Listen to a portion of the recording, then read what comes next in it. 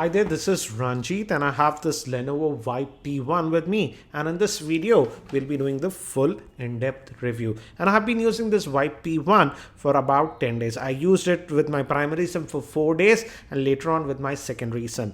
And the highlighting point about this Vibe P1M is the battery capacity. It sports a 5000 milliamp hour battery, and that is the highlighting point about this device. And it's a dual SIM device and it's a 4G device, and as you can see, I'm using it currently with Airtel 4G. If I switch off my as you can see, you get 4G. And the good thing is that it's a dual SIM device, and the SIMs are actually hot swappable, and you have to just pull this out. This comes out, and this is the tray, and you can add your SIM cards. And do remember guys, it accepts nano SIM, and both the slots are nano SIM, and it also has actually a micro SD card, so storage should not be an issue. And also another good thing about this device is that it has 32 gigabytes of internal storage. I'll talk about the specs a bit later.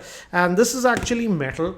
This part is plastic, but entire back is actually metal, so it gives actually a very nice premium feeling. And as I told you, it's hot swappable. As you can see, it immediately detected our SIM card, and it also has this fingerprint scanner over here, like the Samsung devices. It's embedded within this home button, so you have that. And I would say the fingerprint scanner works I would say 60 to 70% of the time. For example, as you can see, sometimes it says it verified, it fails, but most of the time it works. And also you can just tap in and just leave it and it unlocks. So that is one thing that I've noticed. It works really well if you do this, as you can see. So the fingerprint scanner works. And before actually we continue, let me give you a physical overview. On the top we have the 3.5mm headphone jack, secondary noise cancellation microphone. This is the volume button, power button, and they give very good tactile feel. On the bottom actually vents, but only this port is the speaker, and actually the speaker is really loud. I'll show you that a bit later. We have the micro USB slot that will be used for charging, and on this end we have this switch. This enables the power saving mode, but I don't know why Lenovo gave that, because the battery life is actually very good with this device, as expected with the 5000 milliamp hour. And if you just toggle this, it goes into that black and white mode. As you can see, it takes a little bit of time, and this is the black and white mode that we get. It's supposed to get even greater battery life if you use this, but in my day-to-day testing I never had to actually use this, because with normal usage this phone can last easily for about 2 days, and even a person who uses it heavily, it should last easily for a full working day. I'll talk about the battery life later on in the pros and cons with this device, but before that let me now quickly give you a configuration overview. This Lenovo Vibe P1 is powered by the Snapdragon 615 chipset, which is actually an octa-core processor. It has a 5.5-inch 1080p screen with Gorilla Glass 3 protection. It's a dual SIM device. It has 32 gigabytes of internal storage with micro SD card support, a 13 megapixel rear facing camera, a 5 megapixel front facing camera, and the battery is actually a 5000 milliamp hour battery, which is actually sealed inside. And also you might think that the phone will be really heavy because it has a 5000 milliamp hour battery, but that's not the case. Yes, it's slightly on the heavier side for a 5.5-inch device, and it weighs at 189 grams, and I got used to it within about 3 days of usage. So it's not very heavy, but certainly on the heavier side in my opinion. One unique thing that we have with this device is that it can be actually used as a power bank. Lenovo actually supplies us this cable, and if you use this and plug it into any other phone or something, this will act like a power bank, and I tested that and it actually works. And some of you have also asked me about the screen quality. The screen quality is actually really good, and also in terms of brightness there's no issues. The screen is bright. As you can see right now, it's in auto brightness setting.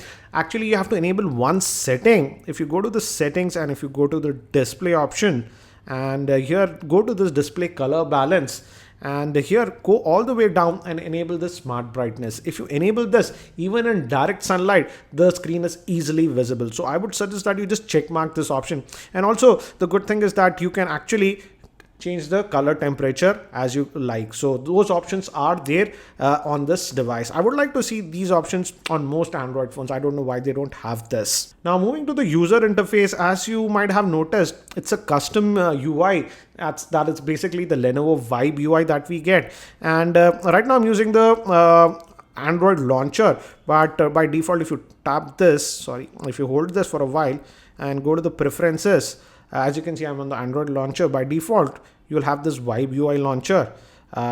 This is the default launcher that you get. And for the most part, it's handling it fine, I would say. But I do notice some occasional lag here and there at times. Actually, you can reduce the lag. But before that, let me actually show you the Android version. And if we go to device info, as you can see, it's running on the Android version 5.1.1 and it has 2 gigabytes of RAM. I was a little bit worried how will the phone perform, but it's performing actually very well even with this 2 gigabytes of RAM. And if you just kill everything, as you can see, let me just kill everything. And we have about 927 MB out of that if we kill everything. And as I told you, there is some minor UI lag at times, but you can actually reduce that a little bit. It's basically due to animations. And if you go enable the developer mode, just go here and scroll down a little bit. And you should see these windows, animation scale, transition and animator. By default, it will be at 1x. Just lower it down to 5x and enable it. And the phone animations and the lag that I was talking about reduces considerably. The thing is that in the last 10 days, I have received 2 OTA updates on this device. So looks like Lenovo is pushing out updates also for this device. Now, if we talk about the camera, again, it's a typical story with mid-range devices. The rear-facing camera is a 13 megapixel shooter, whereas the front-facing camera is a 5 megapixel shooter. And in outdoor lighting conditions, the camera performs actually very well.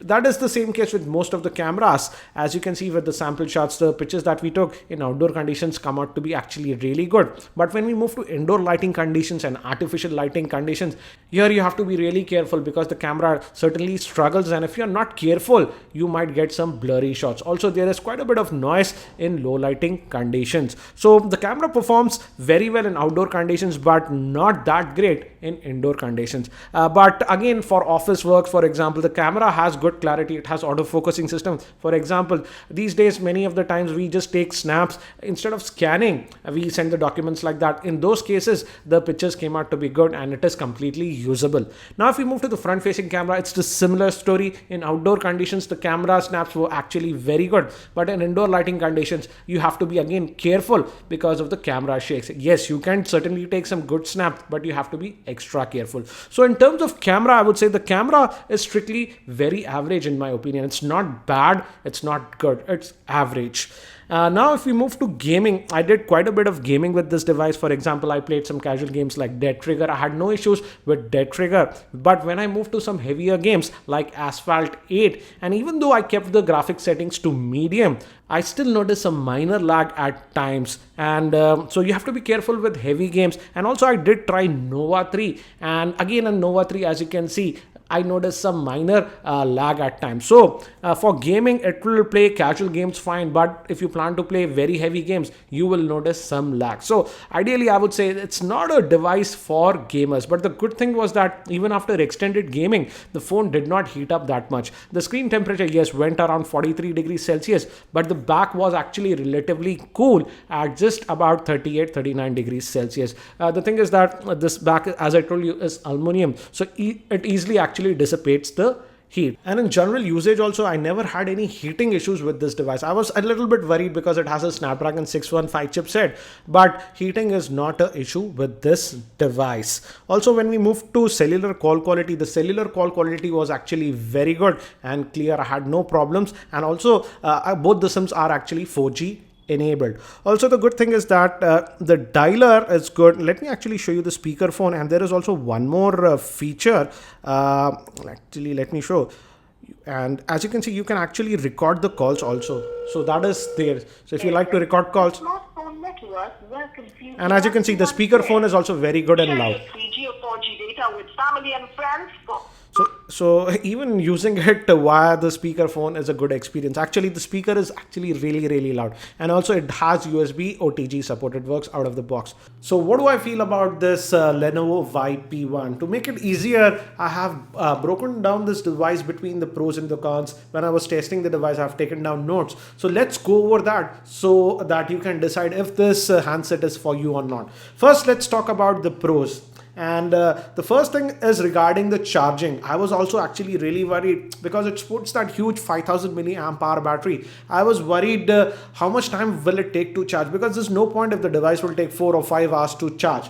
Luckily, the charger that Lenovo has supplied is a fast charger. They actually call it a rocket charger, and using this charger I could charge it within just around 2 hours. From 10% it took almost just about 2 odd hours to charge. So it's a very fast charger and it charges very quickly. But when you charge it using this fast charger, the phone tends to get a little bit on the warmer side. Don't be worried, that's sort of normal. Next thing is regarding the actual battery life that I was getting on this device. And I have to say the battery life that I was getting on this device was excellent. It could easily last for about 1.5 days. And in terms of screen on time, I was getting anywhere between 7 hours to 7.5 hours on screen on time. And this is with mostly on mobile data, that is on 4G. So if you are on Wi-Fi, most of the time you should get about 8 to 8.5 hours of screen on time. So it should easily last for a full working day, even for heavy users. And if you're sort of a casual user, it should easily last over 2 odd days. So the battery life is actually very good. Also, the unique thing is that it can be used as a power bank.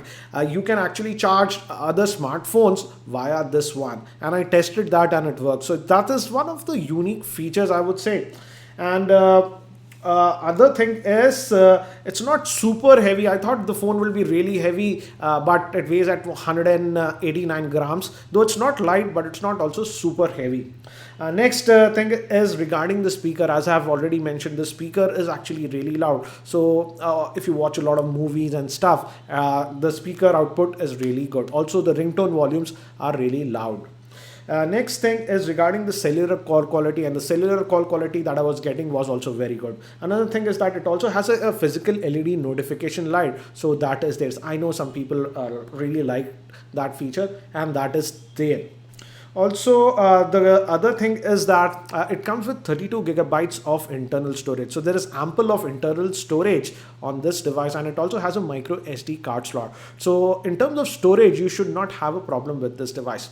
Now let's move to some of the things that I actually did not like on this device. The first thing is that though it has that Gorilla Glass 3 on this one, but I feel it does not have the olophobic coating, because it sort of becomes a fingerprint magnet very quickly. Also, as I've already mentioned, the camera is strictly very average. Don't get me wrong, it's not totally bad or unusable, but in indoor lighting and in artificial lighting, you have to be very careful. Otherwise, the pictures will come out to be shaky and with a lot of noise. So if the camera is the highest priority, then this phone is not for you. Another thing that I have noticed is that there is some minor lag at times that I noticed with the UI. I hope that can be fixable by a software update, but as of now, I do notice it at times. It's not like always, but yes, there is some lag at times. Also, when we move to the gaming, I would not suggest this phone if you are actually looking for a gaming phone. Certainly, this is not a gaming phone. Yes, it can do gaming, casual gaming, fine. But with heavy games, you will notice some lagging. So these were some of the pros and cons with this device. I would say this Lenovo Vibe P1 is a very practical phone for professionals who are sort of heavy users and people who travel a lot and are always worried about the battery life. If you are that sort of a person, then you can have a look at this Lenovo Vibe P1.